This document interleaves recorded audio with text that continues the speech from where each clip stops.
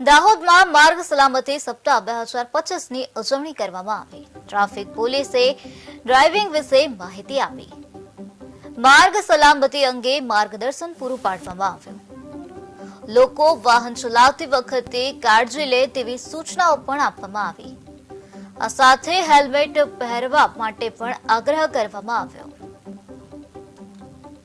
રાહુલ હોન્ડાના બાઇકના એક inauguration function રૂપે આપણે અહીંયા ઉપસ્થિત છે અને આપણે અહીંયા દાહોદ સિટીમાં લોકોને બાઇક ચલાવતા પહેલાં ડોક્યુમેન્ટેશનમાં શું જરૂરી છે એ વિશે આજે આપણે લોકોને સમજ આપી। ડ્રાઇવિંગ લાઇસન્સ કેટલું અગત્યનું હોય છે ડ્રાઇવિંગ કરતી વખતે એ વિશે લોકોને સમજ આપવામાં આવી છે। લોકોને ફૂલ આપીને આપણે સમજાવ્યા છે આજે કે ડ્રાઇવિંગ લાઇસન્સ ના હોય તો શું થઈ શકે છે એ ફૂલ આપીને સમજાયા છે અને જેની પાસે નથી લાઇસન્સ એ લોકોને આપણે લાઇસન્સ બનાવવા આગ્રહ કર્યો છે।